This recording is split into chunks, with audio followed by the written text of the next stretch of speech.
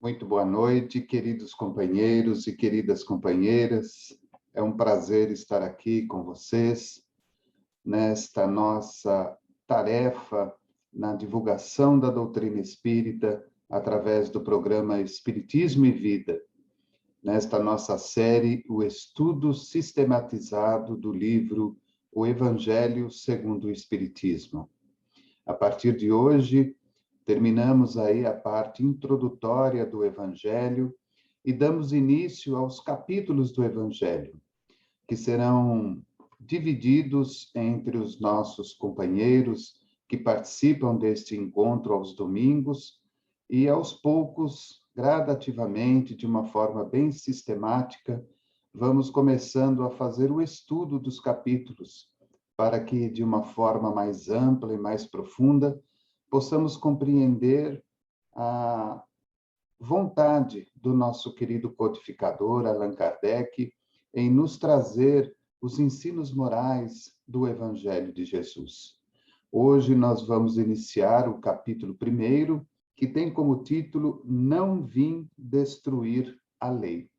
E vamos abordar o item que fala sobre Moisés, que tem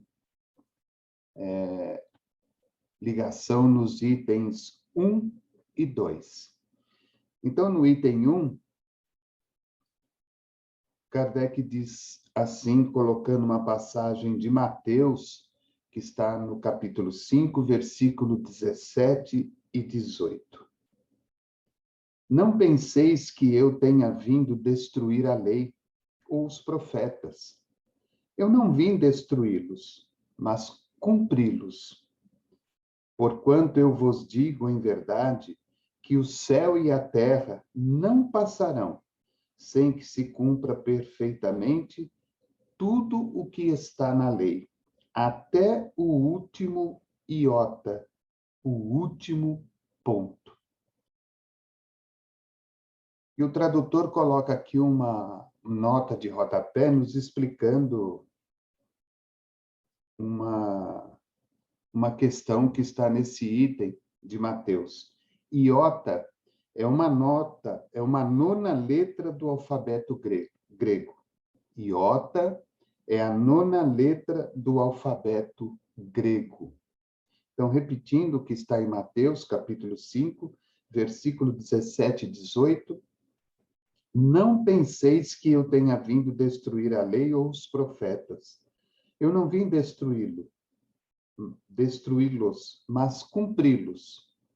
Porquanto eu vos digo em verdade que o céu e a terra não passarão, sem que se cumpra perfeitamente tudo o que está na lei, até o último iota, o último ponto. Então, Kardec já coloca desde o início do capítulo essa passagem de Mateus, mostrando-nos as palavras de Jesus, onde ele nos fala que, de maneira alguma, Jesus veio destruir aquelas leis que se faziam presentes à sua época, que eram as leis trazidas por Moisés. De forma alguma, Jesus tinha a pretensão ou a ideia de destruir tudo aquilo que já havia sido realizado no contexto da evolução da humanidade, da evolução do nosso planeta.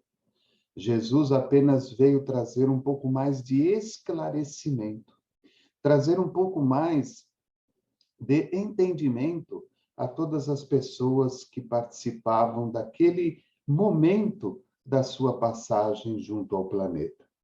Importante, quando ele diz que, porquanto eu vos digo em verdade que o céu e a terra não passarão, sem que se cumpra perfeitamente tudo o que está na lei, até o último iota, o último ponto.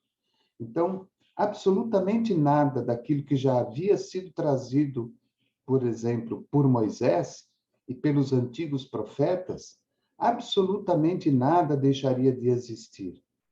Ou, ao contrário, Jesus reafirma que tudo na terra seria feito de maneira perfeita até o último iota, até o último ponto. Enfim, tudo iria se cumprir perfeitamente como os profetas e o nosso querido Moisés já haviam determinado. Aí Kardec coloca no item 2 o subtítulo Moisés, e ele diz assim: há duas partes distintas na lei mosaica. Há duas partes distintas na lei mosaica. A lei de Deus, promulgada sobre o Monte Sinai, e a lei civil ou disciplinar, estabelecida por Moisés. Uma é invariável, a outra, apropriada aos costumes e ao caráter do povo, modifica-se com o passar do tempo. Então, Kardec, de uma forma muito inteligente, mostra-nos que a lei de Moisés ela tinha dois aspectos diferentes. Aquela que era a lei de Deus, promulgada sobre o Monte Sinai, e a lei civil ou disciplinar, estabelecida por Moisés para se adaptar às necessidades do povo daquela época. E ele fala, uma é invariável, ela não se modifica, ela é permanente, ou seja, a lei de Deus. A outra, apropriada aos costumes e ao caráter do povo, e modifica-se com o passar do tempo. Então, nós vemos dois aspectos na lei de Moisés. Aquela que é invariável, que é a lei de Deus, que foi lá promulgada sobre o Monte Sinai, e aquela que é a lei civil ou disciplinar, voltada exclusivamente para o povo.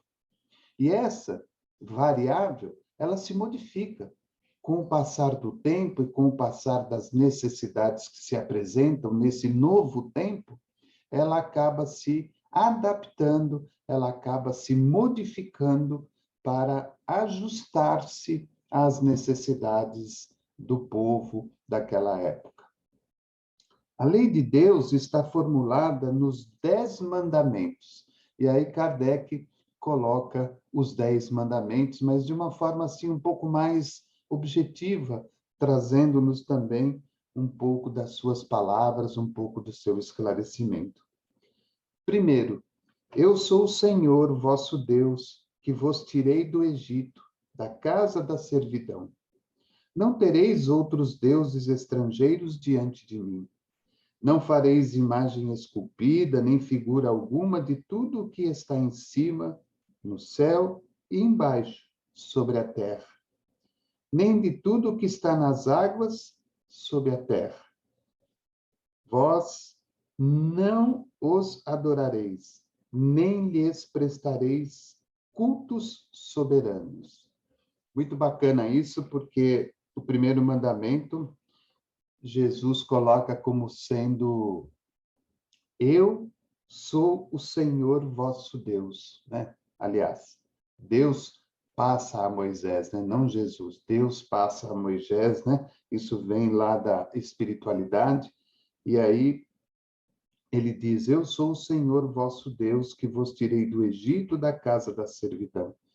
Vocês não terão outros deuses, não terão imagens, não terão cultos, não terão nada que esculpir para agradar. Vocês simplesmente adorarão a um único Deus, que é o Deus do universo, que é o Deus de tudo e de todos nós. Vós não adorareis, nem lhes prestareis cultos soberanos. Então, não haverá adoração a outros deuses, a imagens, a cultos. O que haverá é simplesmente uma adoração e uma gratidão a esse Deus, que é o nosso Pai, o nosso Criador. No 2, ele diz assim: não tomareis em vão o nome do Senhor, vosso Deus. Não tomar em vão o nome de Deus, o nosso Senhor, não é?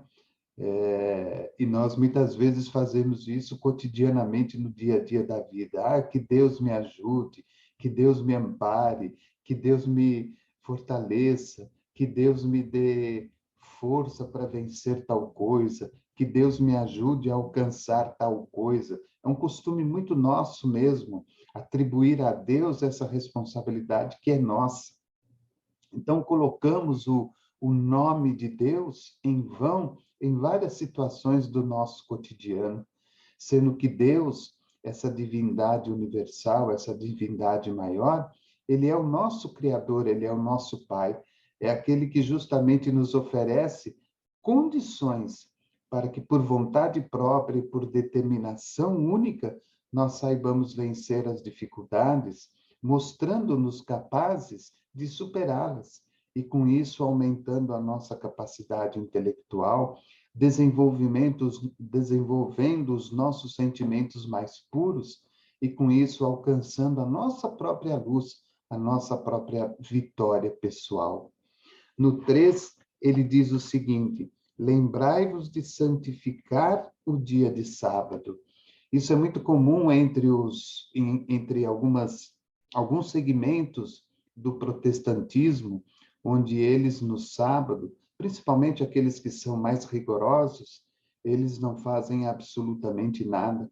Eles se dedicam única e exclusivamente a santificar o dia de sábado.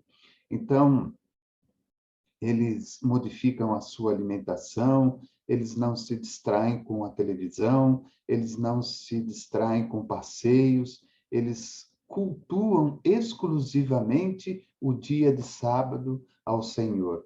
Tanto que, se nós observarmos, a grande parte desses segmentos religiosos do protestantismo, eles se reúnem aos sábados para, no seu culto, louvar ao Senhor e tudo aquilo que o Senhor oferece a eles no que diz respeito à vida. Então, é muito interessante porque, na grande maioria da população, na grande maioria das pessoas, nós até agradecemos por ter o sábado, porque no sábado nós tiramos para descanso, para fazer uma infinidade de coisas, para realizar determinadas tarefas que ficaram pendentes, vamos para os nossos passeios, vamos para as nossas reuniões para comer e beber, enfim, fazemos tantas coisas e de repente nos esquecemos de santificar o sábado como um outro dia qualquer da semana, fazendo com que ele se torne especial para nós. É como se nós tivéssemos a oportunidade de, depois de 5 dias de trabalho contínuo, tirar aquele momento do sábado, se não inteiro, mas pelo menos durante uma parte, para agradecermos a Deus a graça da vida, a graça do trabalho, a graça da saúde, da família e de tantas coisas maravilhosas que a vida nos oferece. No item 4, honrai vosso pai e vossa mãe, a fim de viverdes longo tempo sobre a terra que o Senhor, vosso Deus, vos dará. Muito interessante isso, esse quarto mandamento, chamando-nos a atenção para que possamos honrar o nosso pai e a nossa mãe, para que vivamos por um tempo maior sobre a terra, que o Senhor, vosso Deus, vos dará. Nosso pai e nossa mãe são peças importantes no contexto da nossa existência. Eles nos trazem a possibilidade da reencarnação, eles nos oferecem a educação da vida material, a educação moral e a educação religiosa.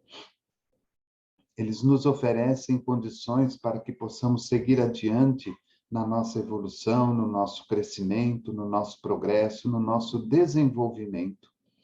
Muitas vezes nós vemos filhos que, ao se depararem com os pais mais idosos, não têm a paciência, a tolerância, a boa vontade e o carinho de tratar de cada um deles como eles próprios foram tratados na sua infância, durante a sua juventude e adolescência, para que se tornassem as pessoas que hoje são. É muito mais prático colocar os idosos, os pais ou os avós, em asilos, em casas de recuperação, de proteção ao idoso, para que lá terminem os seus dias e terminem as suas vidas. Nós que muitas vezes já tivemos a oportunidade de participar aqui em nossa cidade, do Lar de Idosos Irmã Terezinha. Quantas histórias ali ouvimos de pais e de mães, principalmente, ainda ali aguardando a visita dos filhos que os deixaram ali e nunca mais apareceram, largaram-nos à mercê da sorte, à mercê da responsabilidade da própria instituição. Então, o quarto mandamento pede-nos para que possamos honrar pai e mãe, para que sejamos fiéis aos compromissos. Muitas vezes, o nosso pai não foi um bom pai, a nossa mãe talvez não foi a nossa melhor mãe, mas nunca devemos nos esquecer que foi graças ao pai e à mãe que hoje temos que estamos aqui reencarnados na Terra, que estamos tendo a possibilidade de estarmos cumprindo mais uma etapa do nosso processo evolutivo.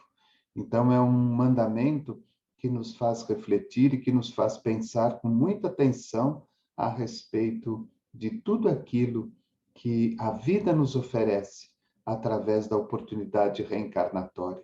Se não fosse pelos nossos pais, fatalmente nós não estaríamos reencarnados, porque eles aceitaram através de um processo de prova ou de expiação, mas aceitaram termos-nos como filhos para essa nova jornada evolutiva aqui na Terra. O item 5 é não matareis. Muito simples, muito pequeno. Não matareis.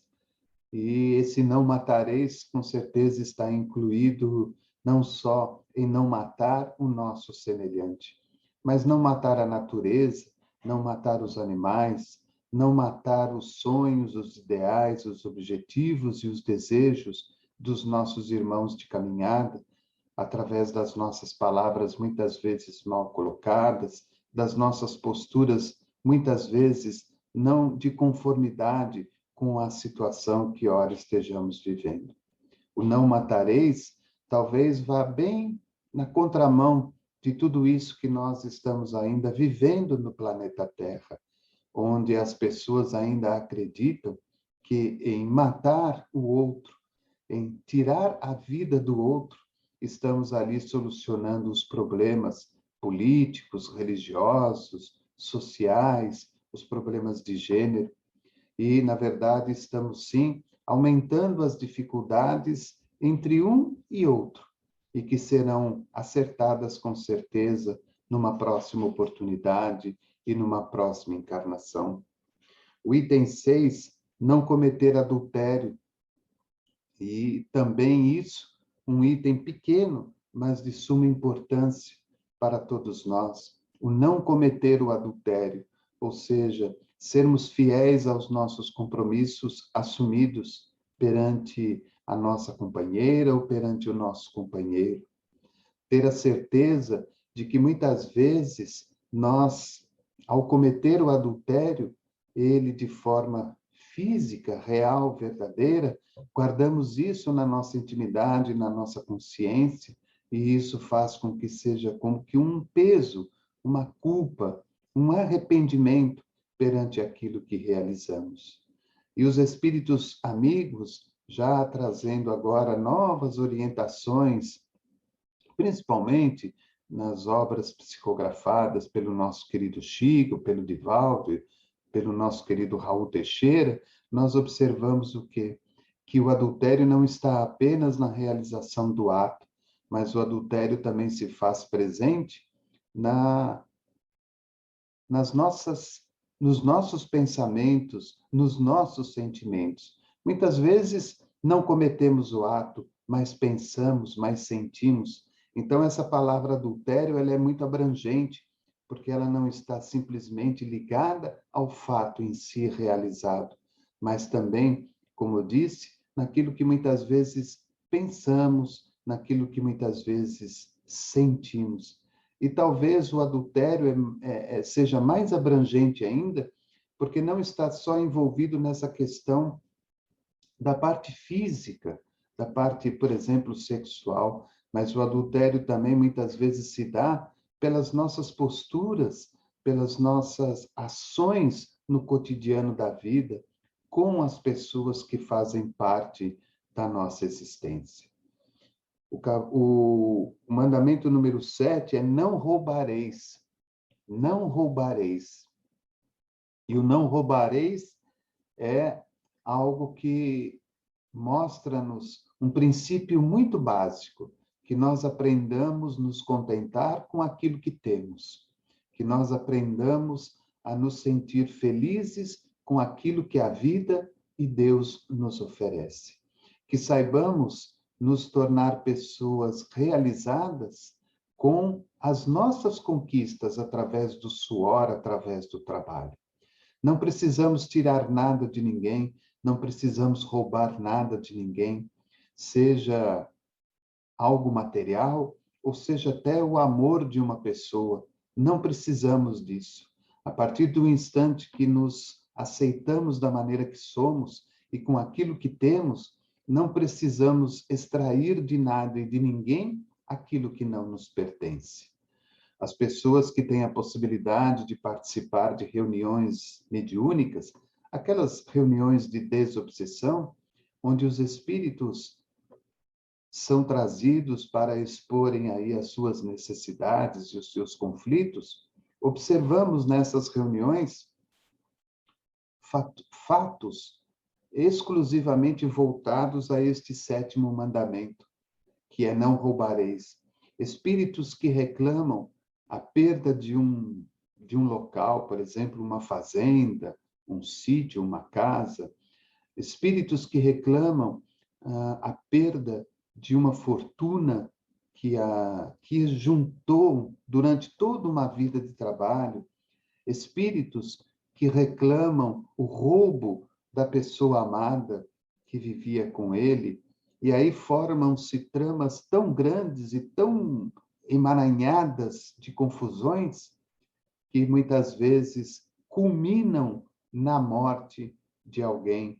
E essa pessoa que é levada à morte, ela volta para cobrar aquilo que lhe foi tirado, principalmente a sua própria vida. Hoje, em todas as partes do nosso planeta, infelizmente, nós ainda vemos muito da questão do roubo. E o roubo ele está diretamente ligado à satisfação pessoal. Acreditamos que tirar dos outros de forma visível, muitas vezes não visível, oferece-nos a garantia de uma vida melhor, de uma vida mais feliz, de uma vida mais equilibrada, saudável, não só para nós, mas para os nossos descendentes. Mas, lá na frente, a própria vida irá nos cobrar o roubo que fizemos. Porque nós, muitas vezes, vamos acabar perdendo aquilo que tiramos de alguém, porque aquilo não nos pertence. Tirar dos outros para nós é, com certeza, ter a experiência futura de que a própria vida, de uma maneira ou de outra, tirará de nós aquilo que não é nosso. No mandamento número 8, não dareis falso testemunho contra o vosso próximo. Não dareis falso testemunho contra vosso próximo. Ou seja, termos muito cuidado com os nossos pensamentos e as nossas palavras, quando nos dirigimos às outras pessoas, quando falamos das outras pessoas. É muito desagradável para todos nós falarmos de outras pessoas, sem compreendermos e sem entendermos as suas dores, as suas dificuldades, as suas tristezas e tudo aquilo que lhes envolve a vida. O nosso querido Chico, sempre que se dirigia a alguém, seja quem fosse, uma autoridade, um companheiro de doutrina, ou uma pessoa que vinha lhe pedir algo de ajuda, o Chico sempre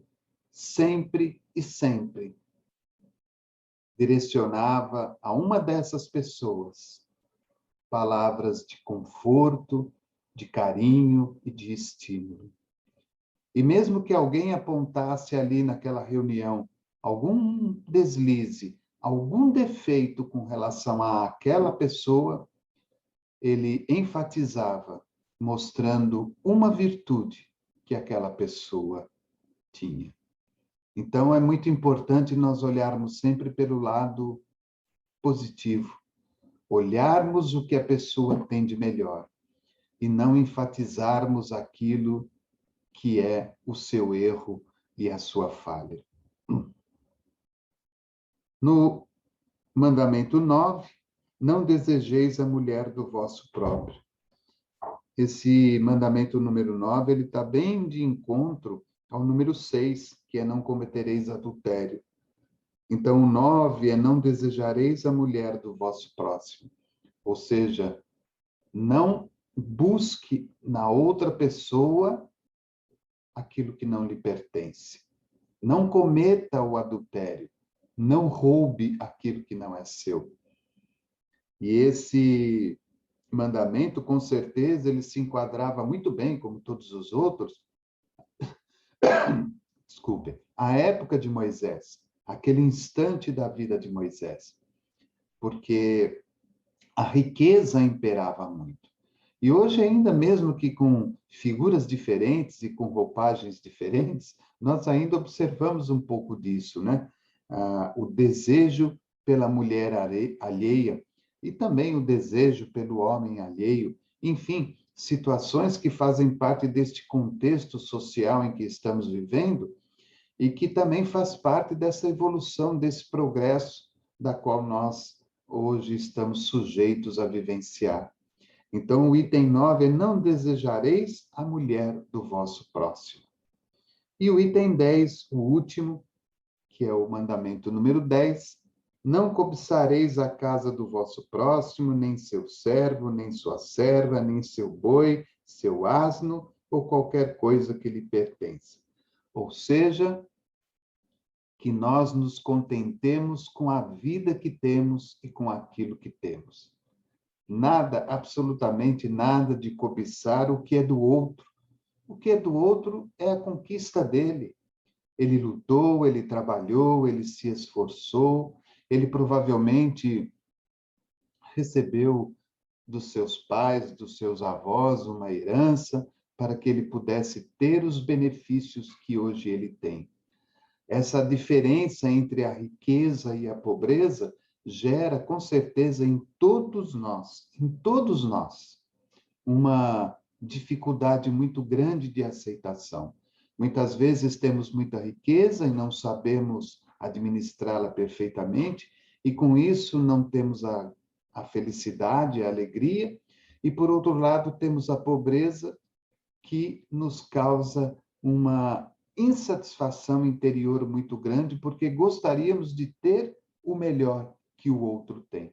Então, o 10º mandamento mostra-nos bem nessa atualidade.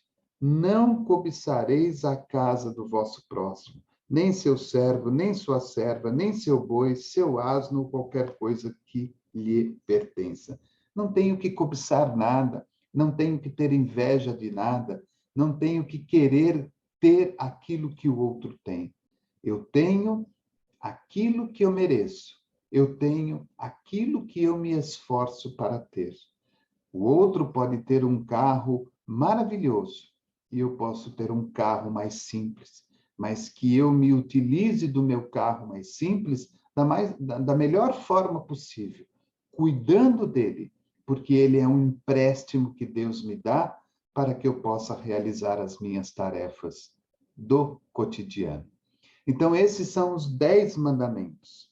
E aí Kardec termina esses 2 primeiros itens, né, do capítulo 1º, não vim destruir a lei, ele diz assim: essa lei é de todos os tempos e de todos os países, e por isso mesmo tem um caráter divino.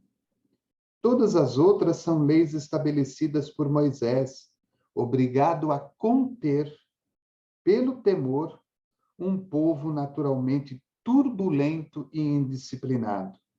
no qual tinha que combater os abusos e os preconceitos enraizados, adquiridos durante a escravidão no Egito. Então, o povo judeu, durante aquele longo período de escravização no Egito, foi criando aí raízes de raiva, de ódio, de desejos de vingança. Então, as leis, aquelas sociais, aquelas leis a qual Kardec chama de a lei civil ou disciplinar, essas leis foram obrigadas a serem trazidas por Moisés ao povo para conter essa indisciplina, essa insatisfação que aquele povo tinha. Se não fosse por elas, dificilmente ele conseguiria realizar a sua tarefa, o seu compromisso junto àquele povo. Aí Kardec termina o capítulo dizendo: para dar autoridade às suas leis, ele teve que lhes atribuir uma origem divina, assim como os fizeram todos os legisladores dos povos primitivos. Então, Moisés, ele coloca a lei social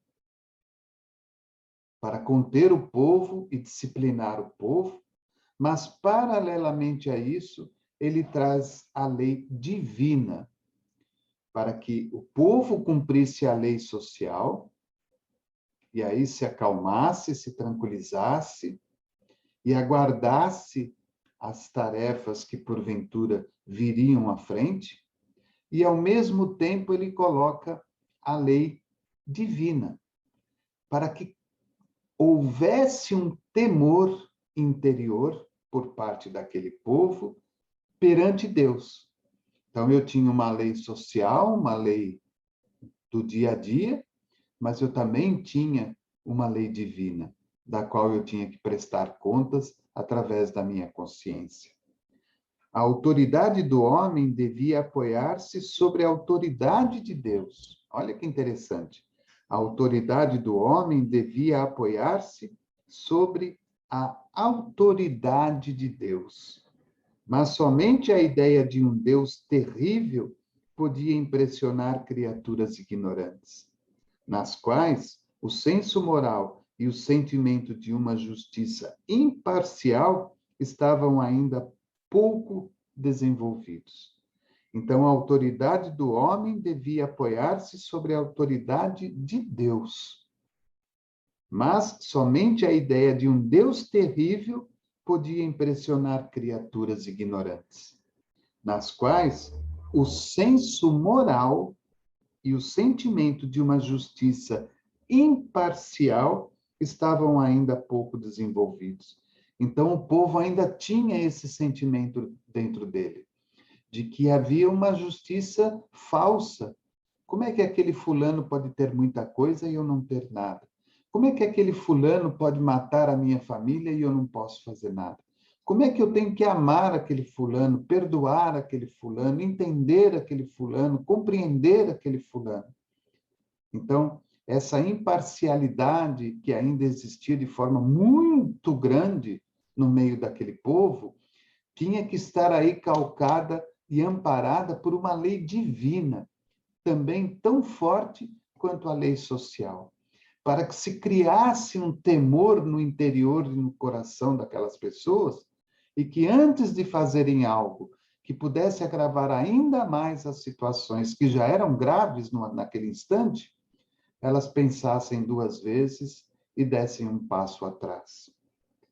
É evidente que aquele que havia incluído em seus mandamentos: não matareis, não fareis mal ao vosso próximo, não poderia se contradizer fazendo do extermínio um dever. Portanto, as leis mosaicas, propriamente ditas, tinham um caráter essencialmente transitório.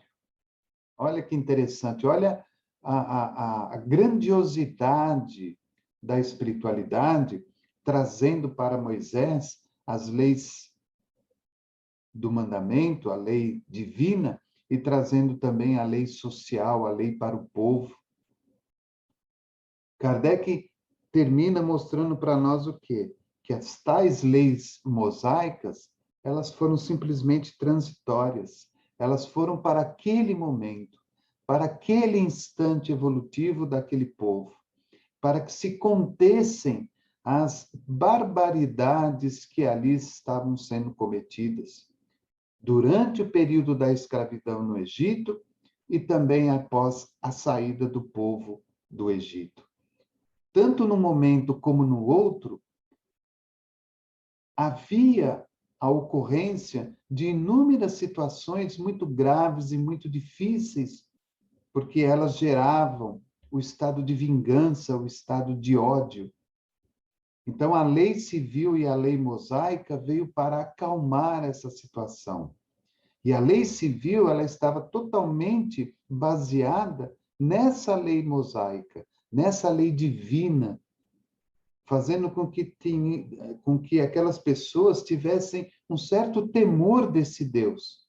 Porque se eu matar, se eu roubar, se eu fizer isso ou aquilo, provavelmente esse Deus vai me castigar. E aí, com mais tranquilidade, mas mesmo ainda tendo problemas, só que com mais tranquilidade, Moisés continua sua jornada e realiza a sua tarefa da qual estava destinado a realizar.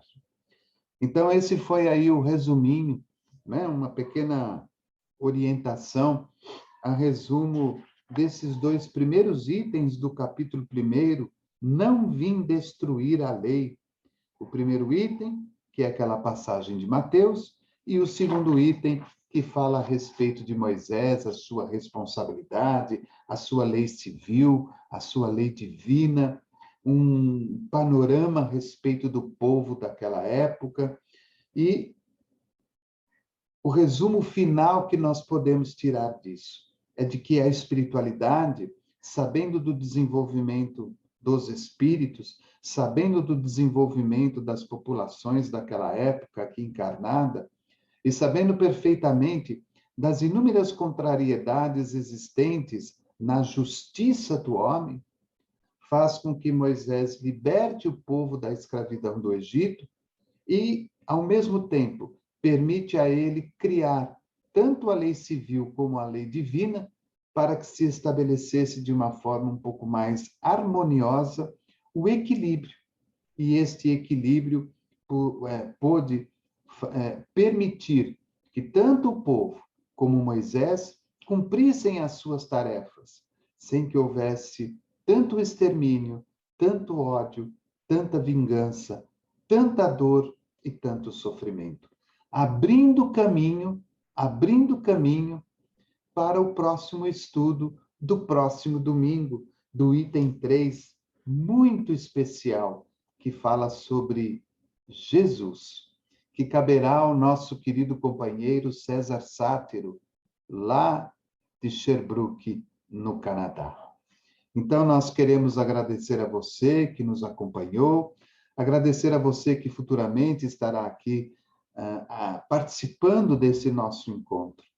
Agradecer com muito carinho ao nosso querido Marildo Brito, de Bauru, ao Paulo Lodi, de Bauru, ao César Sátiro, lá de Sherbrooke, no Canadá, ao nosso querido Marcos Cuba, aqui de Pindamonhangaba, em São Paulo, e também ao nosso querido Vitor Hugo Guimarães, de Uberlândia, companheiros que se comprometeram a estar conosco, trazendo aí o seu conhecimento nesse estudo sistematizado do Evangelho segundo o Espiritismo, todos os domingos às 20 horas, aqui pelo programa Espiritismo e Vida.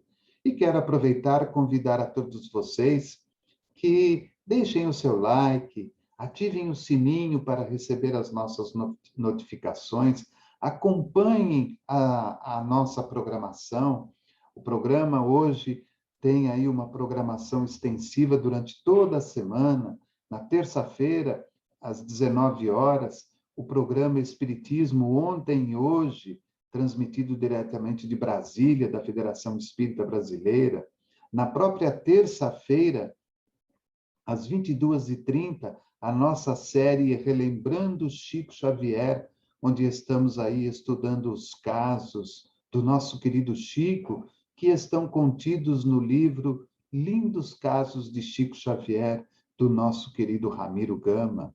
Na quarta-feira, às 21h15, a nossa série Estudo da Doutrina Espírita, quando nessa próxima quarta-feira estaremos aí realizando a nossa última aula de um estudo sobre a mediunidade que está sendo feito pelo nosso companheiro Gabriel Lopes, direto de Juiz de Fora, em Minas Gerais, através da colaboração do Instituto de Difusão Espírita de Juiz de Fora.